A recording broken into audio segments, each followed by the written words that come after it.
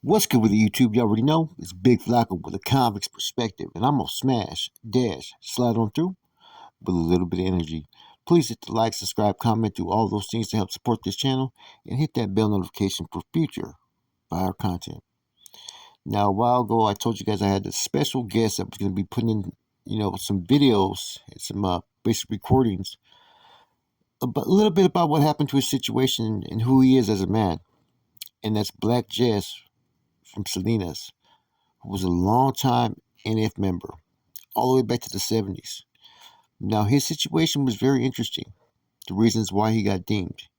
He didn't have any type of, breaching laws where there was violations and complaints being filed. And his whole purpose of why he was deemed no good was because he was one of the advocates to push for an end to all hostilities back in the 90s. Now, I did a video on it with Rojo, and he appreciated it.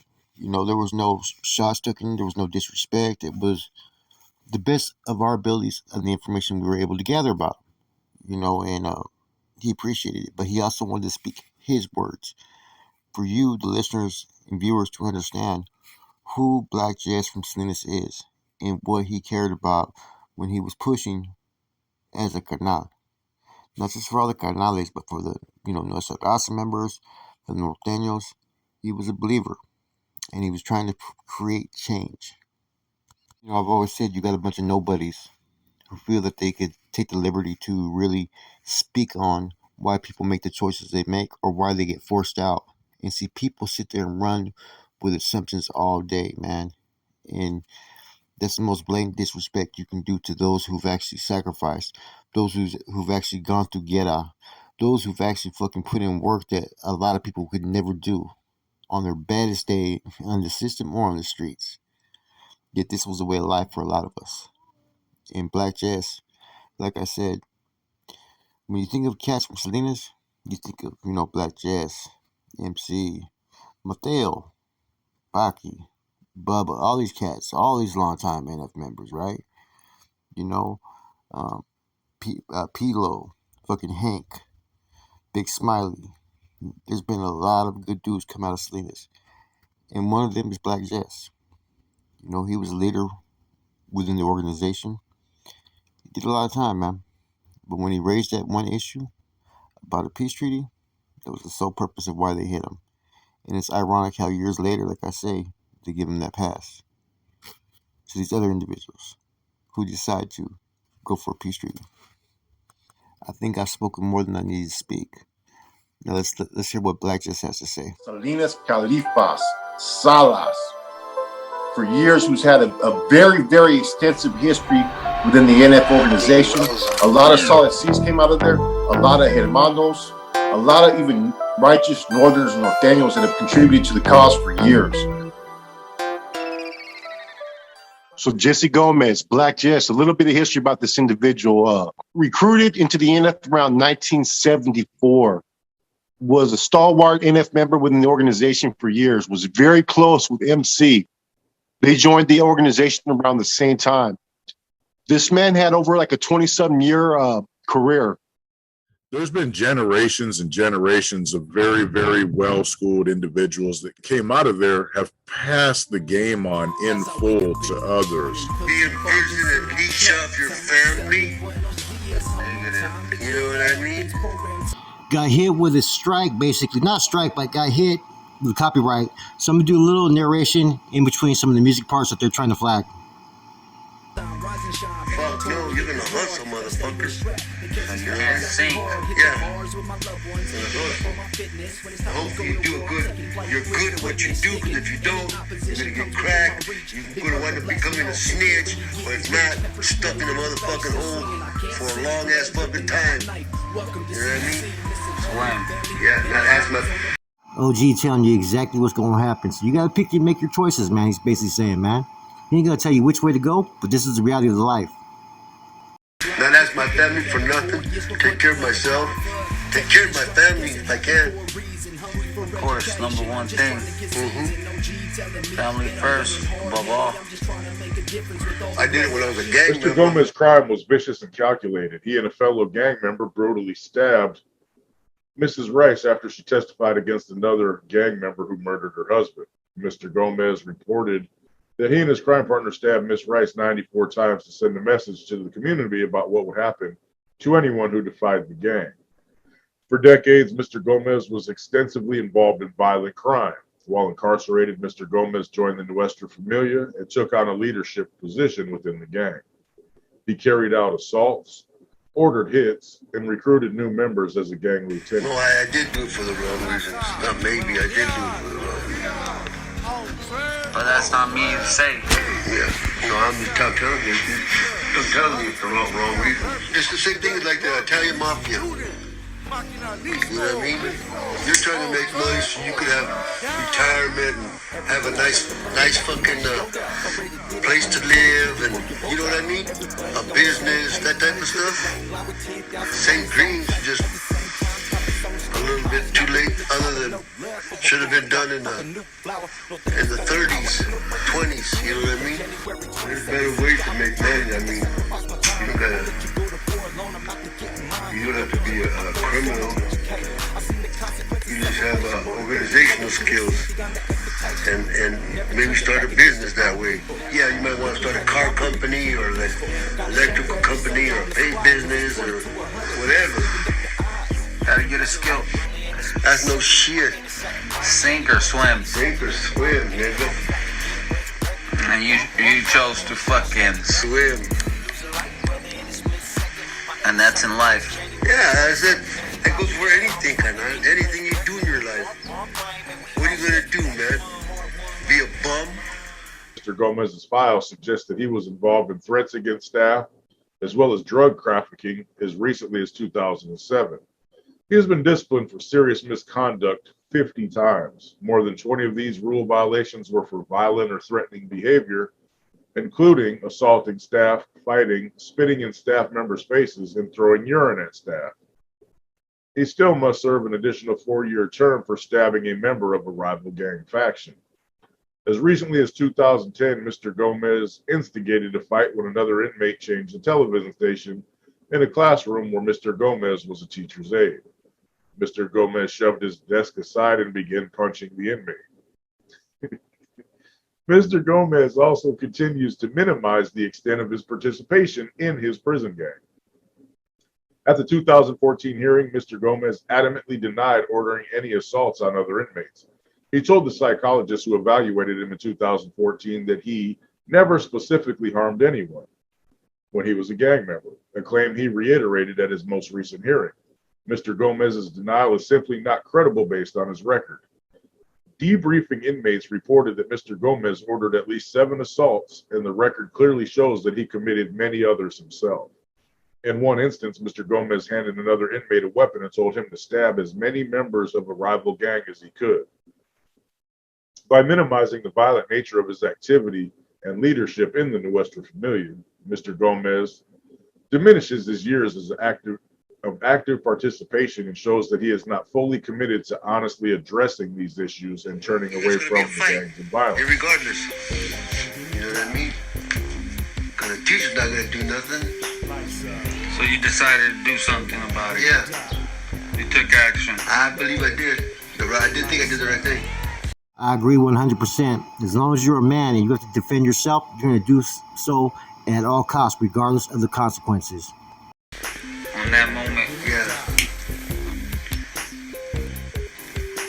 What about you giving a weapon to another inmate? This right here was the realest, rawest response, man, when asked about giving a weapon to an inmate. Gang member. And he's going out to an active gang line, but opposition gang line. So he's going into a wolf's den by himself. So what are you going to do? Good question. What are most going to do? Go SMI or go out to the yard? He's got a choice. Run, lock it up, or handle your business. I gave him a fucking pedazo and tell him, here, you're going to go out there and handle your business, deal with many motherfuckers you possibly can. You're protecting yourself, jackass. 100, protecting yourself, man. People don't get that though. What are you gonna do? Let them stab you. Yeah, you're gonna let them stab you? You're gonna defend yourself? You know what I mean? Yeah, so I understand that. I thought I was doing him a favor. He dropped dimes on you. Yeah, he dropped that shit as fuck dead and made shit up. So if you guys are paying attention, he's talking about when he tried to parole, a lot of stuff that they tried to use against him. He's keeping it 100 on what was what. And that's, you got paperwork on that.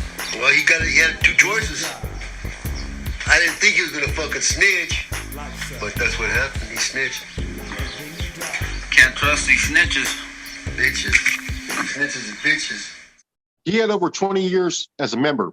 I heard he was in Tehachapi Shoe getting off, handling business. I heard he caught a couple other potential big others in there, bro, some serious stuff. They know all this stuff. Where they can prove it and find you guilty of it or not, they have access to all your debriefing reports. You know what I'm saying? And I hope the dude gets out, man, because, you know, after that much extended time, change your life. Apparently there's some good things that he has done for trying to create a peace treaty. There was no other infractions. There was no other complaints. There was no other articles that he violated to be deemed, you know, to making a cowardice or desertion or traitor. Him being on the side of creating that peace treaty is what they deemed him for. So now you have, let's fast track 14 years later, you have an end to all hostilities. And, you know, this dude's in the hat now. You know what I'm saying? So I think, you know, it'd be hard, man, to be out there in these yards, man. Some of these dudes been putting in work since the 70s, bro, when it was treacherous. It would be hard, like, personally, if you put in all that time, now to be expelled from the organization, 10 years, 12 years later, 14 years later, there's now a peace treaty that you tried to push at the time, years later. Now, you know what I mean? That's just the crazy thing about it. Someone brought that to my attention, and they gave me the whole rundown about this individual.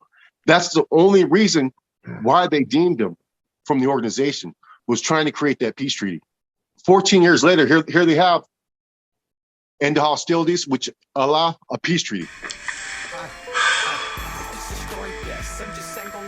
It disappoints me. It disappoints you? Yeah, it disappoints me because people nowadays don't know what was going on, and they were told something else that I know for a fact wasn't true. If they were talking shit about me, it's not true. I didn't tell on nobody. I kept my mouth shut. Trying to be solid, not fucking just keeping my mouth shut. I mean, that's what you're supposed to do. Keep your mouth shut. Because your name is heavy. Like Jess from Salinas. You think so? You did so much time. You handle business. I did do a lot of time. You handle business. I did that too. CEOs wanted to see you fucking die Yeah. because you were handling business. You left me 10 hours, Carnal. 10 hours without a doctor. Left me with my fucking leg bleeding. That aluminum tray that I was laying on with a little drain on it. Yeah. That whole fucking thing was covered in blood, Carnal. They're waiting for you to die. They were trying to kill me. They waited 10 hours, and I didn't die, thankfully. Some of the most influential members from the NF from the 70s, 80s, and 90s have came out of Salinas, even up to this day. Black Jess was one of them. So here you have a whole bunch of C's that fell out of favor in the late 90s, trying to push an agenda to get back out there to the main lines. You know what I mean? I'd be pissed off personally, man. If I made that type of commitment, you know what I'm saying? And then years later, I get deemed no good, but these individuals do the same thing and they're still out there acting. Favoritism and jealousy. That's Because they're jealous because they didn't do it. And favoritism is for going along with who told them another idea. so that'll never dies. You understand? Yeah. Because you're handling your business like a man should. Yeah. All these fucking cats that don't take care of business and freeze. You're being fucking straight active and making shit happen. And these officers were scared, so they tried to fucking press the issue. You didn't sink. You swam. You get me? With a couple cuts, a big old chunk of your thigh, kind of stitches, but you're still doing what you have to do. Not a lot of people can handle that. As a soldado, they're not doing no lost causes, man. They're educating them dudes and schooling them dudes and preparing them dudes to be to function at an elite level, to make, you know, their hood, their city, the organization look the best that they possibly do. And they do a good job of it, man. Every single day they're on their youngsters. They're on their, man, their squares out there are getting educated. You run into people that are, you know, out there managing a Costco maybe, and they know how to get down as a homeboy if they were a homeboy. You know what I mean? And the females out there, it's a way of life in Salinas unparalleled by any other place, bro. And that's just keeping it 100. No knocks to no hoods nowhere, but that's just the cold hard truth, brother.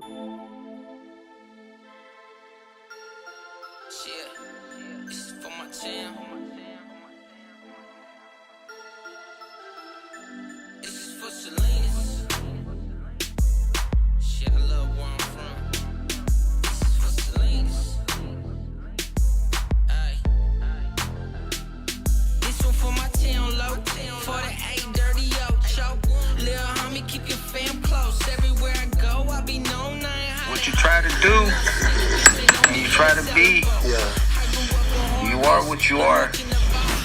Yeah. And accountability for the situations that happen. You understand? Yeah, of course.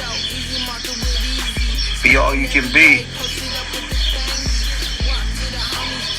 And all you try to do is benefit everybody, carnal. benefit everybody. Everybody. They're now down there in Mexico now again.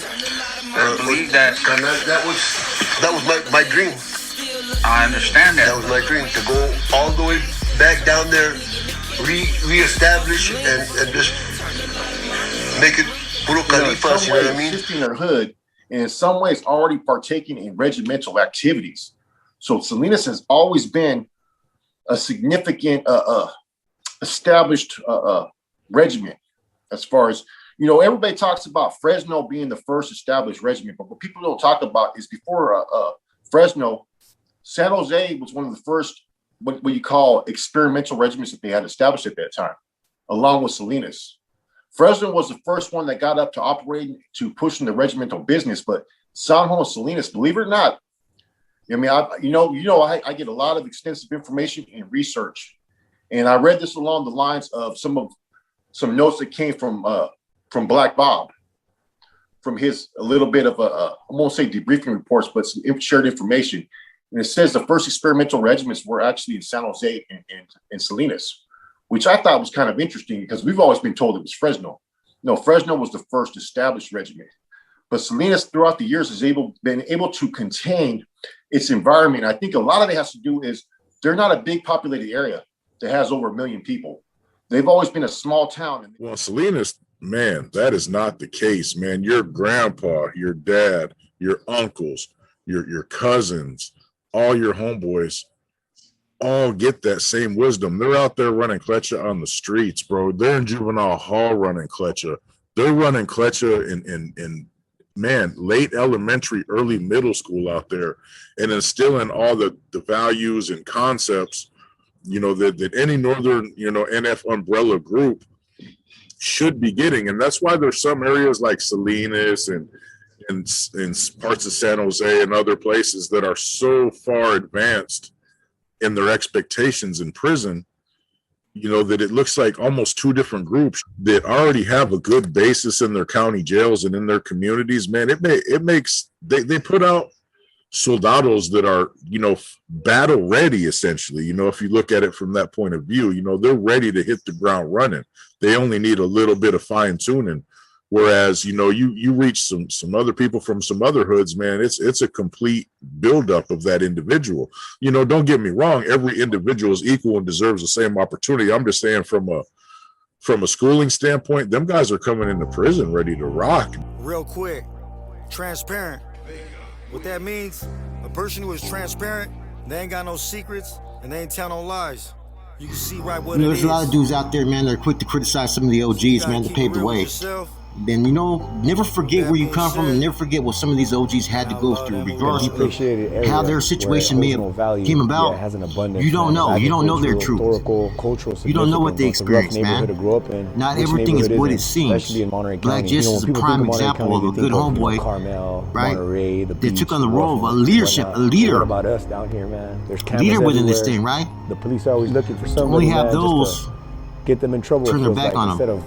Giving them a second for speaking his mind, give them more life than for they being real. Don't have. We all have choices to make, and throughout life, I appreciate him taking the time, man, to respond and run this stuff with no filter, because that's what's needed. You got OGs like Wino, I'm saying, even Sundown, Fig, all these cats, now Black Jess. We've had Chongo on here.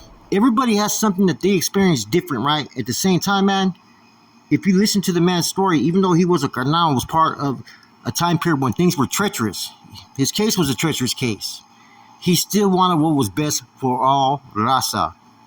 And when we mean raza, we mean those that grew up in our communities, right? Salinas, Salinas, small towns like that, San Jose, Sakura, Stockton.